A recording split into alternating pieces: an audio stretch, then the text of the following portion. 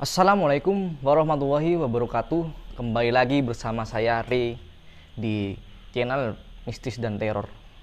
Malam ini saya akan menceritakan tentang ilmu santet yang dulu di sini sempat geger dikarenakan orang itu sampai bunuh diri disangka gara-gara memiliki ilmu hitam.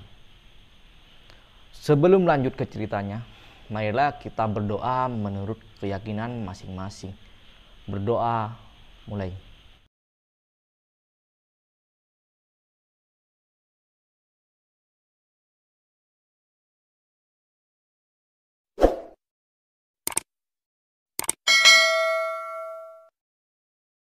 Semoga kalian yang ada di rumah baik-baik saja dan rezekinya ditambah. Langsung aja ke ceritanya. Dulu di sini sempat ada mbak-mbak, ya dia orang pintar, dia bisa meramal orang, tapi belum tentu dia memiliki ilmu santet. Tapi pada tahun 2000-an ada seorang TNI. Ya, dulu TNI emang agak seperti itulah, kalian tahu sendiri. Lah, di situ TNI-nya itu mempunyai seorang anak. Dan ada orang pintar dua yang memiliki ilmu. Tapi orang sini belum percaya kalau dia memiliki ilmu santet. Tapi karena sering meramal jadi orang manggilnya ya Mbak Dukun. Padahal sebenarnya ilmunya juga belum tahu orang, karena ilmu santet itu sangat misterius. Dan pada kejadian itu seorang TNI itu memiliki seorang anak. Dulu ya namanya juga TNI ya, anaknya sampai sakit. Dan orang desa itu, tetangganya itu ya sering gosipin orang-orang lah, ada yang ini itu ya, sembarang lah yang diomongin lah. Lalu anak itu sakit lah. Setelah sakit dia dibawa ke rumah sakit. Akan tetapi di rumah sakit itu para dokter juga kebingungan, ini disebabkan apa, penyakitnya apa belum tahu. Tapi ya kayak orang agak pucat-pucat gitu anaknya. Setelah 3 hari di rumah sakit udah mendingan, dibawa pulang oleh bapaknya itu yang seorang TNI. Akan tetapi setelah dibawa pulang 1 minggu kemudian anaknya itu meninggal. Dan waktu kejadian itu sekitar 2 minggu yang lalu dia sempat bermasalah dengan Mbak Dukun ini, dikarenakan ada sedikit masalah karena waktu itu ya namanya juga suuzon lah, kita juga gak tahu ceritanya sebenarnya itu seperti apa suuzonnya. Akan tetapi sempat ribut seorang TNI dengan Mbak Dukun itu. Lalu setelah anaknya meninggal 1 minggu kemudian, ya gimana lagi ya, namanya juga tetangga sering ya manas-manasin gitu. Oh gara-gara itu. Sebenarnya kita juga gak tahu, padahal ilmu santet itu kan memang gak kelihatan sebenarnya sih, dan juga lebih sulit daripada kasus seperti pembunuhan karena ilmu itu tidak terlihat. Dan orang-orang ada yang percaya tentang ilmu hitam dan juga ada yang nggak percaya, tergantung individunya sendiri.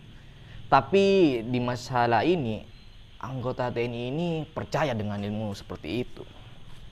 Dan karena pernah kejadian dulu, pernah bermasalah dengan dukun, langsung aja TNI itu mendatangi rumahnya. Dia sempat ngobrak-ngabrik karena dia menyangka yang menyantet anaknya itu adalah dukun itu. Akan tetapi dukun itu tidak ngaku. Dan dukun itu bilang, mana buktinya kalau emang saya nyantet. Nah, orang-orang di sekitar emang sulit untuk membuktikannya, karena ya seperti kalian tahu, ilmu hitam itu tidak terlihat. tanpa menyentuh bisa membunuh. Sedangkan ya TNI itu pulang dulu lah untuk menyelesaikan pemakaman anaknya. Sekitar 1 hari, 2 hari, sampai 7 hari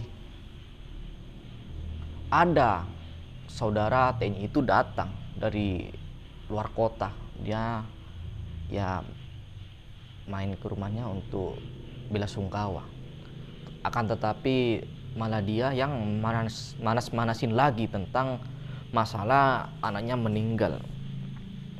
Dan setelah 7 harinya anaknya meninggal, TNI itu datang lagi ke rumah dukun itu. Dia mengancam, kalau kamu tidak mengaku, saya tidak tahu harus berbuat apa. Ya namanya juga anaknya sendiri ya, mungkin emosi. Lalu dia sempat mau mengusir dari desa ini. Akan tetapi ya dari keluarga si dukun juga gak terima. Sempat bentrok dia. Sempat bentrok sampai ada perkelahian. Akan tetapi di sana itu, di dalam RT itu, TNI itu kan banyak yang mendukungnya. Dan maklumlah kalau dukun santet itu kan, atau dukun yang lain itu emang berisiko diomongin oleh tetangga dan kebanyakan tidak disukai. Oleh karena itu si dukun ini malah bingung dia harus pergi kemana.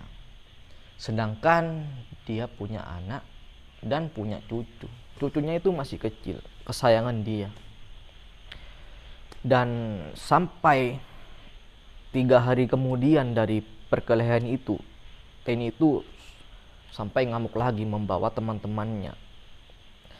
Langsung aja dukun itu ya dihajar lah. Akan tetapi masih ada pembelaan dari keluarga. Lalu dia mengancam lagi, kalau kalian ikut campur dengan masalah ini, satu keluarga, mungkin saya tidak tahu akibatnya. Mungkin dulu ya kekerasan masih ada lah, daripada sekarang dibungkus sedikit udah masuk penjara. Dulu itu di sini keras karena dari kota pun jauh, dan ya namanya juga tahun 2000-an, sekitar 2001 kayaknya, itu keras di sini karena di desa kemana-mana orang kadang bawa celurit, bawa sabit kayak gitu. Setelah itu TNI itu mengancam bahkan ya menghabisinya lah. Kalau satu keluarga ini masih menolong kamu, mungkin kamu saya habisi. Dan ada juga seorang tetangga di sebelah TNI itu akan mengancam, kalau kamu tidak pergi dari sini, kamu pasti akan menurunkan ilmunya kepada cucumu. Dari situ sang dukun sangat sayang pada cucunya. Lalu ketika itu dukun itu ya dia sayang sama cucunya karena masih berapa bulan, dan dia juga takut cucunya itu kelak akan dituduh mewarisi ilmunya. Karena dukun itu kebanyakan mewarisi ke cucunya, bukan ke anaknya. Sampai datang sekitar 1 minggu kemudian, udah kesepakatan di sana. Dukun itu malah mungkin di luar pemikiran kita semua ya. Dukun itu gantung diri di rumahnya. Tapi dia sempat bilang ke sahabatnya, udah usia tua juga, dia akan bunuh diri. Karena kalau dia masih hidup, cucunya itu akan dituduh mewarisi ilmunya. Tetapi sahabatnya ini malah tidak mendukung, juga tidak menghalanginya, karena udah kemauannya sendiri.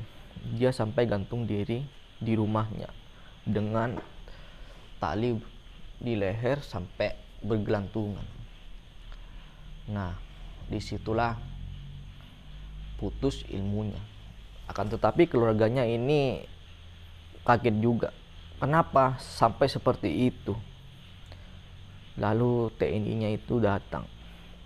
Dia bilang, syukur kalau dia bunuh diri. Kalau dia tidak bunuh diri, dia akan bisa mewarisi ilmunya. Setelah pemakaman dukun itu, hari pertama, tidak disangka dukun itu tidak diterima di bumi. Dan dia gentayangan menghantui keluarga TNI itu. Saya Re dari channel Teror dan Mistis. Sekian cerita ini. Assalamualaikum warahmatullahi wabarakatuh.